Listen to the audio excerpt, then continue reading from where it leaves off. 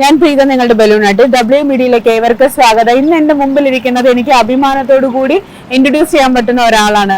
സാറിന് KV വെങ്ങര എന്ന് പറഞ്ഞാൽ KPK വെങ്ങര എന്ന് പറഞ്ഞാൽ ദുബായിലെ ഒട്ടുമിക്ക ആൾക്കാർക്ക് അറിയാവുന്ന ഒരു പ്രശസ്ത വ്യക്തിയാണ്. കാരണം അദ്ദേഹം ഇവിടുത്തെ റേഡിയോയിലെ ആദ്യത്തെ ഡയറക്ടർ കൂടിയാണ്. റേഡിയോ എന്താണെന്ന് ദുബായിക്ക് കാണിച്ചു കൊടുത്ത ഒരു മഹത് വ്യക്തിയാണ് ഞാൻ നിങ്ങളുടെ മുന്നിലേക്ക് ഇൻട്രൊഡ്യൂസ് ചെയ്യുന്നത്. I am very proud of that, sir. Thank you. അതിനേക്കാൾ ഉപരി എന്റെ ഫ്രണ്ട് എന്റെ കൂടെ വർക്ക് ചെയ്തിരുന്ന എന്റെ ഫ്രണ്ടിന്റെ അച്ഛനും കൂടെയാണ്. അപ്പൊ നമ്മുടെ ഒരു ഫാദർ എന്ന് വേണമെങ്കിൽ പറയാം, നമുക്ക് ആ ഒരു റെസ്പെക്ട് കൊടുക്കാവുന്ന.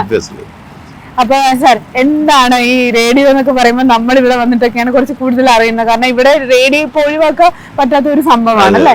അപ്പം എങ്ങനെയാണ് അതിന് തുടക്കം ഇവിടെ നിന്ന് നമുക്ക് പറയാം?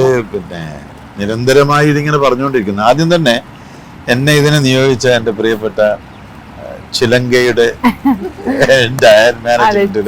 ആദ്യത്തെ ഒരു പിന്നെ ഷർമിലി മധു മേഡത്തിനും അതുപോലെ തന്നെ പ്രീത കൃഷ്ണൻ എന്റെ ഹൃദ്യമായ നമസ്കാരം ആദ്യം ഞാൻ പറയട്ടെ. അത് ഒരു ശൂന്യമായ ഒരു കാലത്ത് നമ്മുടെ കുറെ സുഹൃത്തുക്കളൊക്കെ അവര് ഇങ്ങനെ റേഡിയോ തുടങ്ങാനുള്ള തീരുമാനമായപ്പോ അവരെന്നെ പ്രോഗ്രാം ഡയറക്ടറായിട്ട് നിയോഗിച്ചു. എന്നിലൊരു വിശ്വാസം അവർക്ക് ഉണ്ടാവുമല്ലോ, അതുകൊണ്ട് അങ്ങനെ തുടങ്ങി. അങ്ങനെ അപ്പൊ ഈ പ്രവാസ ഭൂമികയിൽ ഈ നാട്ടില് നമ്മുടെ നാട്ടിൽ നിന്നും വളരെ വ്യത്യസ്തമാണ്.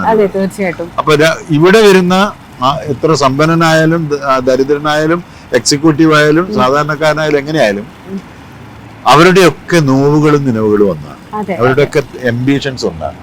അപ്പൊ സാധാരണ അവിടെ നിങ്ങളും ഞാനും ഇല്ല, നമ്മൾ മാത്രമേ. അങ്ങനെയുള്ള നമ്മളിലേക്ക് ഇറങ്ങുന്ന ഒരു സാംസ്കാരിക പരിപാടി എന്ന നിലയിലാണ് റേഡിയോ തുടങ്ങുന്നത്. അതൊരു വല്ലാത്തൊരു സക്സസ് ആയിരുന്നു അല്ലെ. ഇപ്പൊ വരുന്ന പല FM-കളും അതിന്റെ പിന്തുടർച്ചയാണ്. അത് സ്വാഭാവികമായിട്ട് എല്ലാവരുടെയും അങ്ങനെ. കാരണം ആരെങ്കിലും ഒരാൾ തുടങ്ങി വെക്കും, പിന്നെ ഇതിന്റെ തുടർച്ചയായിട്ട് ഉണ്ടാവും.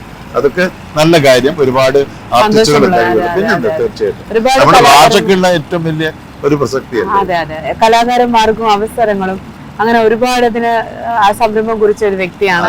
അത് നമുക്ക് അഭിമാനത്തോടുകൂടി പറയാം. പിന്നെ ചിലങ്കയുടെ ഇപ്പോഴത്തെ ഷർമിളി മധു, അദ്ദേഹം അവരുടെ ആ ഒരു ആദ്യത്തെ ഒരു ഫൗണ്ടർ കൂടെയാണ്. അപ്പൊ അത് എങ്ങനെയാണ് അതിലേക്ക് എത്തപ്പെട്ടത്?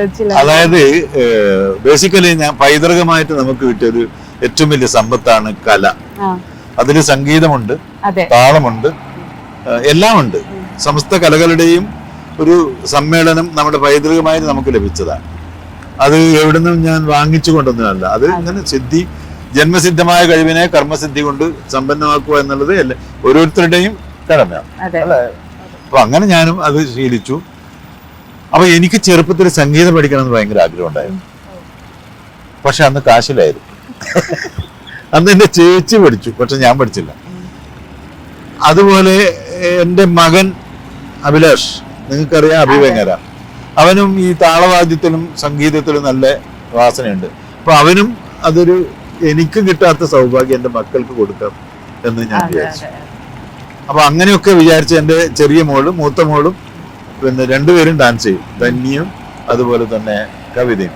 അപ്പൊ ഇതെല്ലാം കൊണ്ട് ഞാൻ വിചാരിച്ചു എനിക്ക് കിട്ടാത്ത സൗഭാഗ്യം എൻ്റെ മക്കൾക്കും, മക്കളെപ്പോലെ ഞാൻ കരുതുന്ന നല്ല ഇൻബോൺ ടാലന്റ് ആയ കുട്ടികളുണ്ട്, അവർക്കും വേണ്ടിയിട്ട് ഞാൻ 1998 തുടങ്ങിയതാണ് ദുബായില് ചിലങ്ക ഡാൻസ് ആൻഡ് മ്യൂസിക് സ്കൂൾ. അതിന്റെ ആദ്യത്തെ പ്രിൻസിപ്പല് താര കല്യാണായിരുന്നു. അതുപോലെ കാഞ്ഞങ്ങാട് രാമചന്ദ്രന്റെ അനുജനായിരുന്നു അവിടുത്തെ പെർക്കഷൻ വിഭാഗം വോക്കലും കൈകാര്യം ചെയ്തു. അങ്ങനെ സമ്പന്ന ഒരു ശശി കോട്ടക്കൽ, അങ്ങനെ പിന്നെ ഓരോ ഐറ്റംസിനും ഓരോരുത്തരുണ്ട്. പിന്നെ അതൊന്നും വിശദമായി പറയുന്നില്ല. പക്ഷെ എനിക്ക് എൻ്റെ ഒരു ഏറ്റവും വലിയ സന്തോഷം, പല സ്ഥാപനങ്ങളും ഇവിടെ ഉദിക്കുകയും അസ്തമിക്കുകയും ചെയ്തു. പക്ഷേ ചിലങ്ക 1998 ഇപ്പം അതെ 99 അത് കഴിഞ്ഞിട്ട് ഇപ്പം 2024 മേഡം ഷർമിലി മേഡം എപ്പോഴാണ് ഇത് ഹാൻഡിൽ ചെയ്തത്? 2019.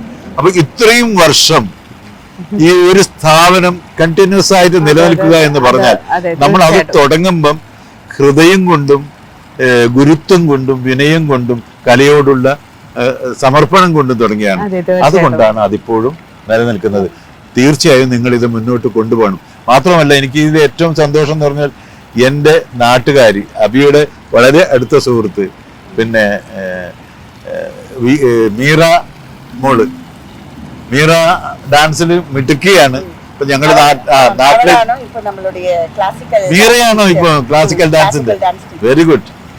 എനിക്ക് അവരെ ഒന്ന് കാണാവോ? മീറയെ ഒന്ന് കാണാവോ? നമസ്കാരം.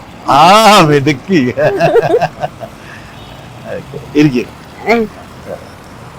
അപ്പൊ മീറയാണ് ഡാൻസ് കൈകാര്യം ചെയ്യുന്നത്. ഇപ്പൊ മീറയാണ് നിങ്ങൾക്ക് എന്നെ പരിചയപ്പെടുത്തത്. സന്തോഷം. അതങ്ങനെയാണ്. കാരണം ഞങ്ങൾ ഒരു നാട്ടുകാരായിരുന്നു. ഇനി എന്തായാലും ഞാൻ വിചാരിക്കുന്നു, മീറ എപ്പോഴെങ്കിലും നാട്ടിൽ വരികയാണെങ്കിൽ മീറയെ വെച്ചുകൊണ്ട് ഞാൻ പുതുതായിട്ട് ചെയ്യുന്ന ഒരു ഇതുണ്ട്, ഭാഷാ ബോധം എന്ന് പറഞ്ഞാണ്. അതിൽ മ്യൂസിക്, പെർക്കഷൻ, എല്ലാം കലകൾക്കും ഭാഷ എങ്ങനെയാണെന്ന് ഇൻഫ്ലുവൻസ് ചെയ്യും. അത് പെർഫോമൻസിലൂടെയും വൊക്കാബുലറിയിലൂടെയും parents, teachers, audience in the sense നാട്ടുകാർ, പിന്നെ കുട്ടികൾ എല്ലാവർക്കും പഠിക്കും. അങ്ങനെ ഒരു ഐറ്റം ചെയ്യാനുള്ള പരിപാടിയാണ്. അതിനെല്ലാ ഭാവുകങ്ങളും നേരുന്നു. സ്വപ്നങ്ങൾ സഫലമാവാനാണ് നമ്മുടെ എല്ലാവരുടെയും ഒരു ലക്ഷ്യം. APJ അബ്ദുൽ കലാം പറഞ്ഞു, നിങ്ങൾ 1000 സ്വപ്നങ്ങൾ കാണുമ്പോൾ നിങ്ങൾ ഇഷ്ടംപോലെ യു ഡ്രീം കാണുക എന്നാണ്. പക്ഷെ സ്വപ്നങ്ങൾ യാഥാർത്ഥ്യമാകുന്ന ഒരു ഫ്രൂട്ട്ഫുൾ ആവുന്ന ഒരു ദിവസമുണ്ട്. അത് നിങ്ങൾക്ക് ചെലങ്കയ്ക്ക് ഉണ്ടാവും.